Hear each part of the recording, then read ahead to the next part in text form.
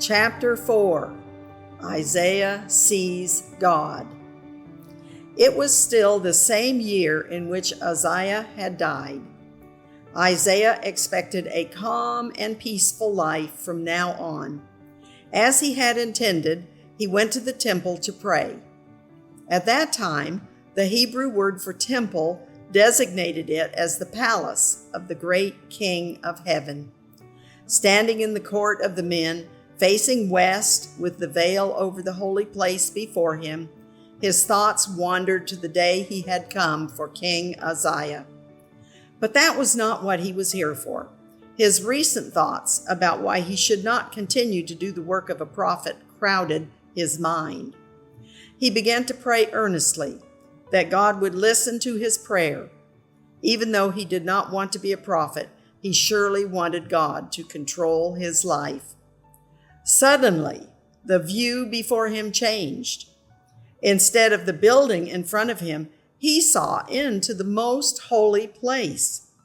There he saw God's throne high and lifted up, and on the throne sat God, wearing a robe that reached all the way down over and through the temple. Above him on each side were angels with 6 wings, calling out to each other, "Holy, holy, holy is the Lord Almighty.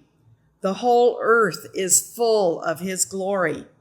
At the sound of their voices, the building shook and the temple filled with smoke. Isaiah fell to his knees.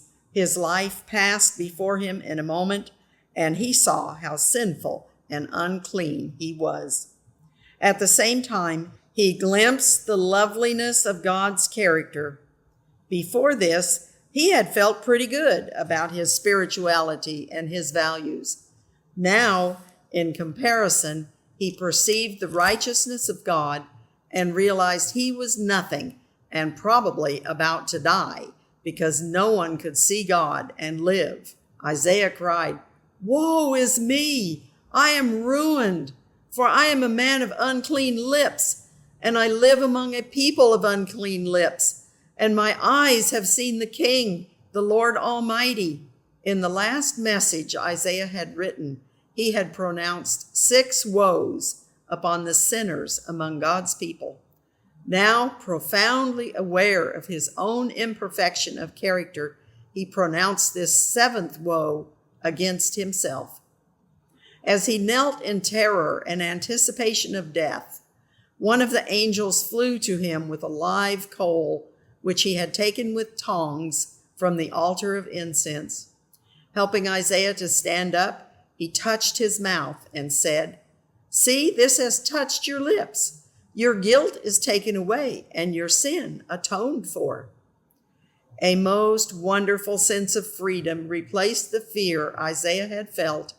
He would never be the same again. The realization of the glory and holiness of God led him to stand in true humility before him. Then he heard the voice of the Lord saying, "Whom shall I send, and who will go for us?" Totally forgetting his intention to explain to God that he didn't want to be a prophet, Isaiah heard himself say with total truthfulness, "Here am I, send me." The honor and privilege of serving with God was far beyond anything he could imagine for himself. And now God gave him a forewarning of what to expect. The people would not accept what he was to tell them. How could anyone reject a message from God? He could not understand that. So he asked, "How long will this continue?" The answer was disheartening. "Until the cities and houses and fields are ruined, until I have sent everyone into captivity, and the land is utterly forsaken." Fortunately, the end of the story was a little bit better. The Lord would preserve the land and a 10th part of the people. For a long time, the spirit of evil had worked on leading people to think that God was the author of sin and suffering and death. They imagined him to be hard and exacting, watching for any chance to denounce and condemn them. Most had become wrapped in a veil of ignorance. Error and superstition flourished. The truth is that God pities every person because we are all captive victims in this sinful world. We cannot possibly save ourselves. Isaiah became the prophet of hope, teaching that God is the great healer of spiritual disease. At the time, he could not know it, but his work was not to be in vain.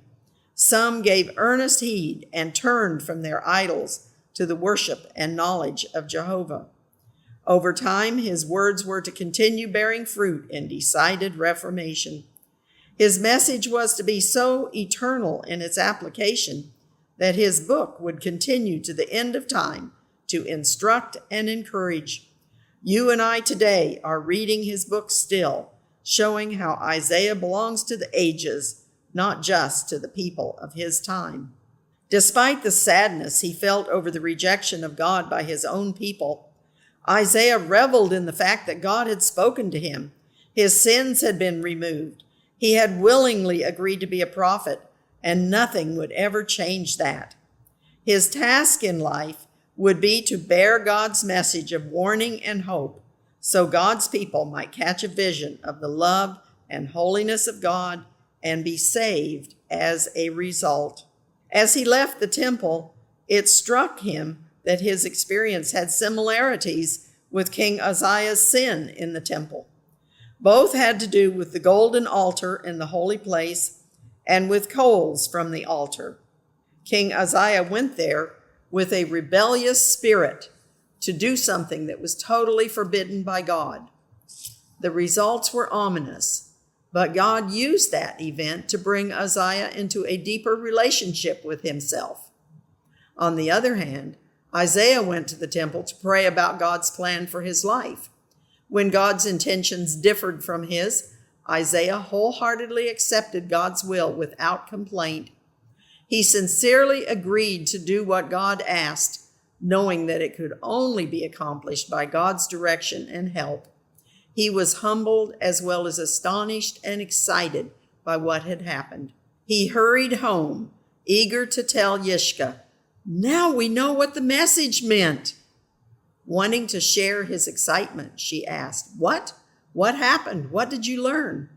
Isaiah described what had happened. God had officially called him to be a prophet. Then he told her what God's message to him had been. Both of them were solemn as they talked about it. Yishka asked, "Do you think God is making people reject his word?" "I've wondered about that, but no, I don't think he is causing people to rebel. There is no evidence that he is that kind of a God. I think there is a different explanation. God knows what people are going to do, and he realizes that the vast majority are not going to change their way of life and their reaction to him. So he has just graciously let me know what I will be dealing with, what we will be dealing with, and what he plans to do about it. How good he is to have given you to me for a wife. You truly are my helper. Think how discouraging this work would be if he had not warned me of the results." "But we know a lot of people who are faithful to God. What about them? Will they have to suffer because of evil people?" asked Yishka. Isaiah thought deeply, then he spoke. "In the scrolls are many stories about good people who suffered because of bad people. First there was Adam and Eve and Abel. Then the flood came because of the vast majority who were not faithful to God. But there must have been some good people whose families didn't let them get on the ark. The earth was filled with violence. God could not let that continue to jeopardize his plans to send a Messiah. Who else can you think of?" "Joseph," suggested Yishka. "Yes, of course, that's right. And don't forget that Jacob suffered terribly during the many years that followed before he found out that Joseph was alive in Egypt. Remember also how Moses had to put up with so much rebellion on the way to the promised land." Yishka continued, "Then during the time of the judges, there must have been some faithful people who had to endure the trials that came because of those who forgot God." "I'm sure there were, and we could come up with other examples. God is guiding, and he does what he thinks is best.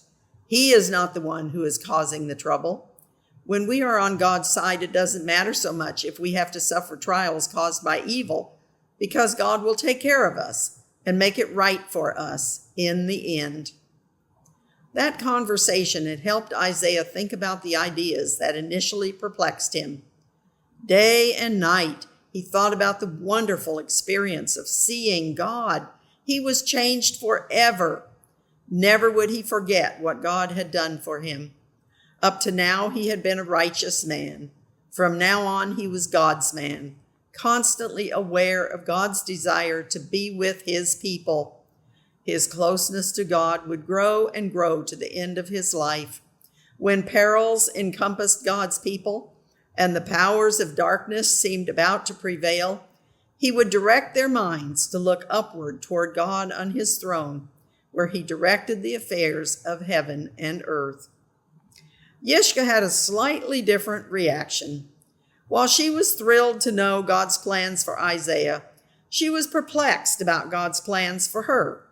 Since the message she had received for Isaiah before their engagement, she had not received any other message from God. Her life until then had been defined by the fact that she received messages. Was that never to happen again? Now that she was married, did that mean that God had no more use for her to warn or encourage other people? One day she tried to express this perplexity to Isaiah, but he didn't seem to understand.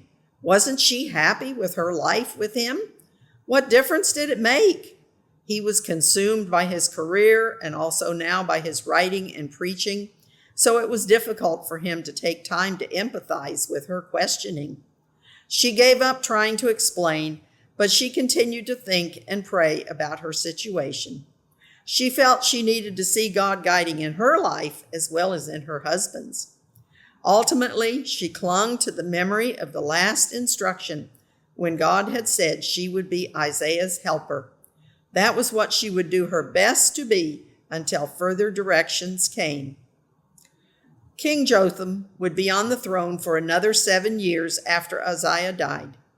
He was successful in some construction work in Jerusalem and other places around the area, mostly building up defenses against encroaching enemies. He waged war against the Ammonites who were east of the Jordan River, and he won. They paid tribute to him for at least 3 years. He stayed loyal to God, but didn't do much of anything to help his people change their godless ways. King Jotham's son Ahaz, who had married at an early age, had a growing family of several children. Isaiah was familiar with them and felt that Ahaz was a bully and maybe even worse. He feared what would happen when Ahaz came to the throne, but for now he had many other things to think about. It was during King Jotham's reign that God laid the burden of prophesying on Micah. He was a prophet to the countryside, while Isaiah witnessed for God in the palace and the city of Jerusalem. The messages were similar and sometimes were almost identical. Each one was blessed by the example of the other. During those years, Isaiah and Yishka had another daughter and then a son. He was very special because God gave him his name, Shir Jashub, meaning a remnant will return.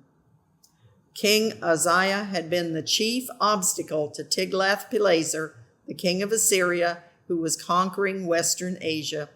With Uzziah gone, it seemed to be only a question of time before Judah would be overwhelmed and Assyria would control the known world. Assyria was making yearly raids on the surrounding countries, and without doubt, Judah would be targeted soon. Meanwhile, there was bad blood with Israel to the north, where King Amaziah had lost a war. There was no love lost with the city of Selah in the land of Edom, southeast of the Dead Sea, which had been captured by Amaziah. The Arameans, Syria, to the northeast, with Damascus as their capital, were preparing to create conflict with Judah.